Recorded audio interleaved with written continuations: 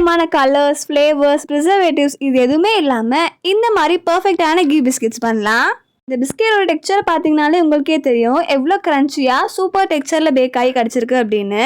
நீங்கள் பிகினராக இருந்தால் கூட இந்த ரெசிபியை ட்ரை பண்ணலாம். அது மட்டும் இல்லாமல் கடையில் உங்கள் கிட்ஸ்க்கு பிஸ்கெட் வாங்கி கொடுக்கறத விட இந்த மாதிரி ட்ரை பண்ணி பாருங்கள்.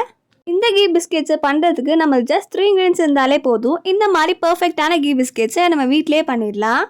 இந்த வீடியோவில் இந்த பிஸ்கெட்ஸான ரெசிபி கூடவே இதை எப்படி பேக் பண்ணி சேல் பண்ணுறது, கரெக்டாக பிஸ்கெட்ஸ் எல்லாமே எப்படி கூல் டவுன் பண்ணணும், இந்த மாதிரி நிறைய டிப்ஸ் அண்ட் ட்ரிக்ஸுமே ஷேர் பண்ணியிருக்கேன்.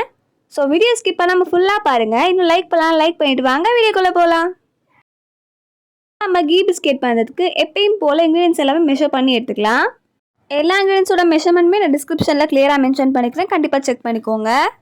இப்போ நான் இந்த ரெசிபிக்கு தேவையான அளவுக்கு நெய்யை மெஷர் பண்ணிவிட்டு அதை பார்த்திங்கன்னா இந்த மாதிரி ஒரு பவுலில் ஆட் பண்ணிக்கிட்டேன்.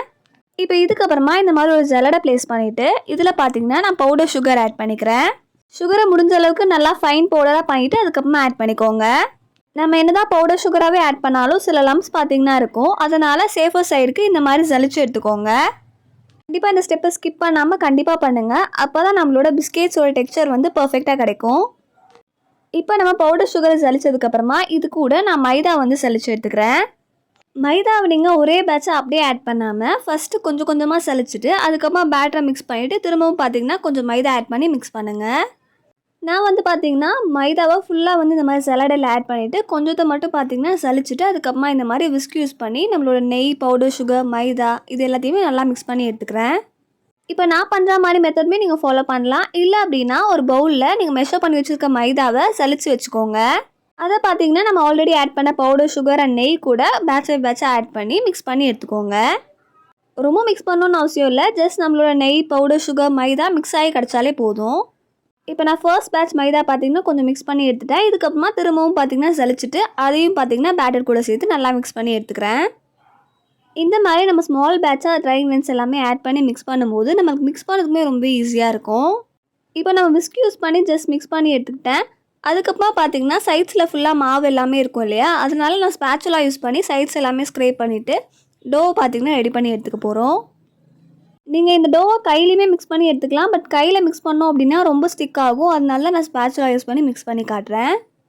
இந்த டோவோட கன்சிஸ்டன்சி சாஃப்டாக கொஞ்சம் ஸ்டிக்கியாக இருக்கும், அதனால் நீங்களுமே முடிஞ்ச அளவுக்கு ஸ்பேச்சுலா யூஸ் பண்ணி மிக்ஸ் பண்ணிக்கோங்க. அவ்வளோதான், நம்மளோட பிஸ்கெட்கான டோ பார்த்திங்கன்னா ரெடி பண்ணிட்டோம். நான் ஃபஸ்ட்டே சொன்ன மாதிரி இல்லை, நம்ம ஜஸ்ட் 3 ingredients தான் ஆட் பண்ணியிருக்கோம், நெய், பவுடர் சுகர், மைதா.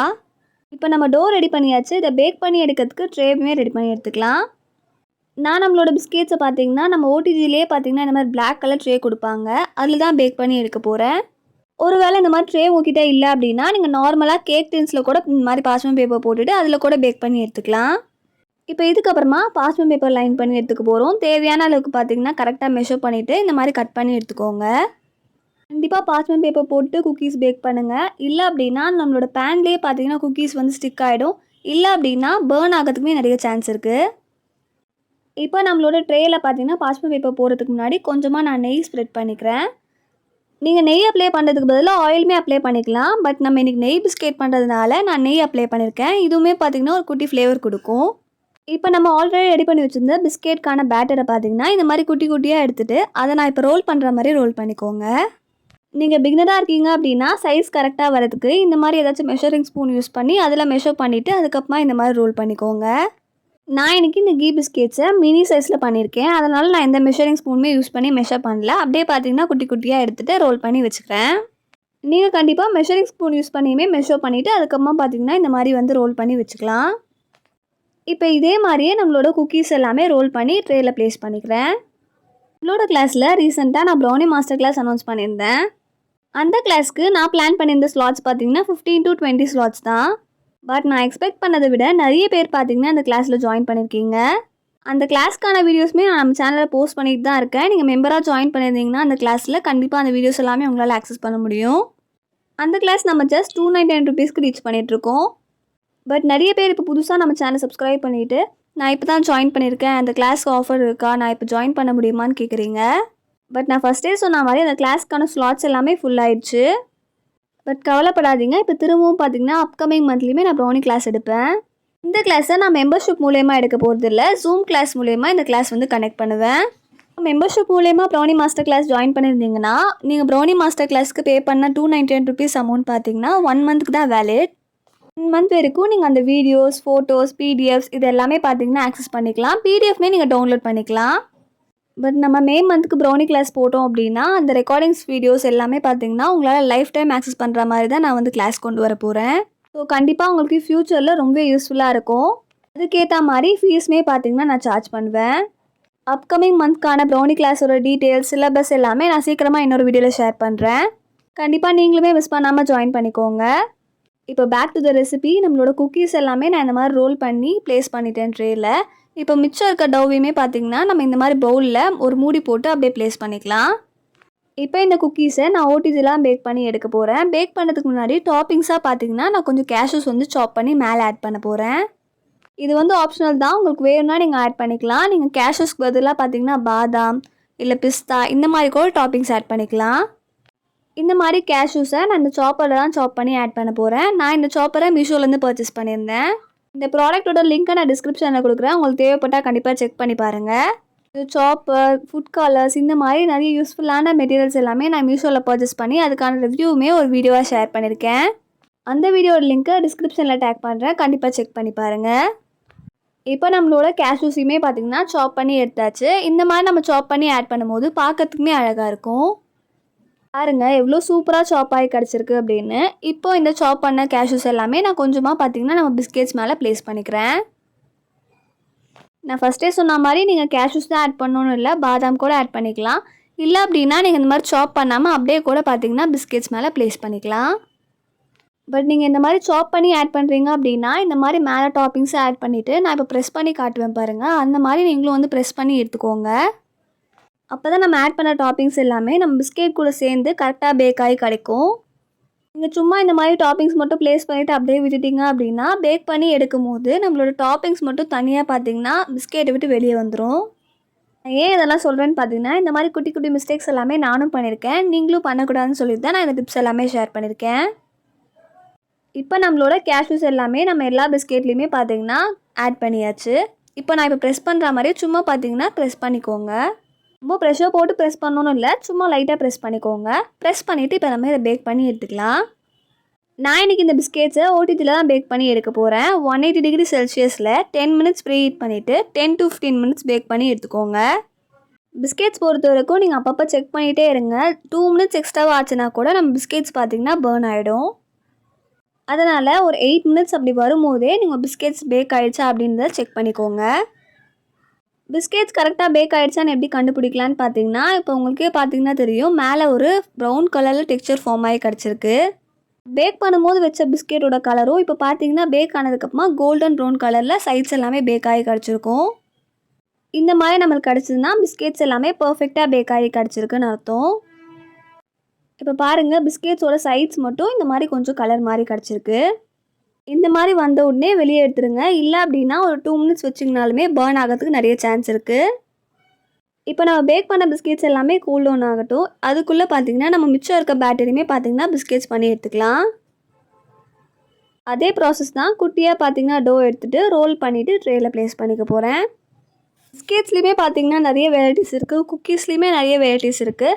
அப்கமிங்கில் நான் பார்த்திங்கன்னா அதுக்குமே முடிஞ்ச அளவுக்கு கிளாஸ் எல்லாமே போட ட்ரை பண்ணுறேன். இப்போ இதே மாதிரியே மிச்சம் இருக்க டோ எல்லாமே ரோல் பண்ணி நம்ம ட்ரேயில் ப்ளேஸ் பண்ணிக்கலாம். இந்த மாதிரி பிஸ்கெட்ஸ் எல்லாமே நம்ம கேக்ஸ் எல்லாமே செய்கிறத விட ரொம்ப ஈஸி தான். ஸோ நீங்கள் பிகினராக இருந்தால் கூட கண்டிப்பாக இந்த மாதிரி பிஸ்கெட்ஸ், டீ கேக், ப்ரௌனிஸ் இந்த மாதிரி ட்ரை பண்ணி பாருங்கள். ஃபஸ்ட்டு எடுத்தோடனே மெயின் கேக், க்ரீம் கேக் இந்த மாதிரி பண்ணாமல் இந்த மாதிரி குக்கீஸ், பிஸ்கெட், டீ கேக், முட்டை மிட்டாய் இந்த மாதிரி குட்டி குட்டியாக ட்ரை பண்ணிவிட்டு அதுக்கப்புறமா பார்த்தீங்கன்னா மெயின் கேக்குக்கு போங்க. அது மட்டும் இல்லாமல் நீங்கள் ஏதாச்சும் புதுசாக ரெசிபீஸோ இல்லை ஏதாச்சும் ஒரு ப்ராடக்ட் வந்து மெனுவில் கொண்டு வரீங்க அப்படின்னா குட்டி குட்டி ஆஃபர்ஸ் எல்லாமே கொடுத்து பாருங்கள். அப்போ தான் வந்து கஸ்டமர்ஸுமே பார்த்திங்கன்னா புதுசாக இருக்குதுன்னு சொல்லிட்டு ஆஃபருமே பார்த்திங்கன்னா பர்ச்சேஸ் பண்ணி ட்ரை பண்ணி பார்ப்பாங்க. நான் இன்றைக்கி குட்டி குட்டியாக பிஸ்கெட் பண்ணியிருக்கிறதுனால எனக்கு பார்த்திங்கன்னா பேலன்ஸ் இருக்க பேட்டர்லேயே 8 குட்டி குட்டி பிஸ்கெட்ஸ் வந்து கிடச்சிது. ஒரு வேளை நீங்கள் மீடியம் சைஸ்லேயோ இல்லை கொஞ்சம் பெருசாக பண்ணிங்க அப்படின்னா உங்களோட சைஸ்க்கு ஏற்ற மாதிரி குவான்டிட்டியுமே பார்த்திங்கன்னா சேஞ்ச் ஆகும். இப்போ இந்த பிஸ்கெட்ஸ் மேலேயுமே பார்த்தீங்கன்னா நம்ம ஆல்ரெடி சாப் பண்ணி வச்சுருந்த கேஷ்யூஸை நான் டாப்பிங்ஸை ஆட் பண்ணிக்கிறேன். நார்மலாக நெய் பிஸ்கெட் சாப்பிட்றதுக்கு அவ்வளோ யம்மியாக இருக்கும். இந்த மாதிரி கேஷ்யூஸ் எல்லாமே மேலே டாப்பிங்ஸை ஆட் பண்ணி ட்ரை பண்ணி பாருங்கள். டேஸ்ட் வேறு லெவலில் இருக்கும். நம்ம இந்த பிஸ்கெட்டில் எந்த கலரிங் ஏஜென்ட் ப்ரிசர்வேட்டிவ்ஸ் இது எதுவுமே ஆட் பண்ணல. ஸோ கண்டிப்பாக உங்கள் கிட்ஸ்க்குமே பார்த்தீங்கன்னா இதை நீங்கள் கொடுக்கலாம். இப்போ நான் இதையுமே பேக் பண்ணி எடுத்துக்கிறேன். அது பேக் ஆகிறதுக்குள்ளே நம்ம பிஸ்கெட்ஸுமே பார்த்தீங்கன்னா நான் கூலிங் ரேக்கில் இந்த மாதிரி பார்த்தீங்கன்னா கூல் டவுன் பண்ணதுக்கு ப்ளேஸ் பண்ணியிருக்கேன். இந்த மாதிரி நம்ம பார்த்தீங்கன்னா கூல் டவுன் பண்ணும்போது நம்ம பிஸ்கெட்டுமே சீக்கிரமாக சூடாரி கிடச்சிரும். ஒரு 5 மினிட்ஸ் பார்த்தீங்கன்னா இந்த மாதிரி ரேக்கில் ப்ளேஸ் பண்ணிவிட்டு அதுக்கப்புறமா நான் நார்மலாக இந்த மாதிரி டின்னுக்கு ட்ரான்ஸ்ஃபர் பண்ணிக்கிறேன்.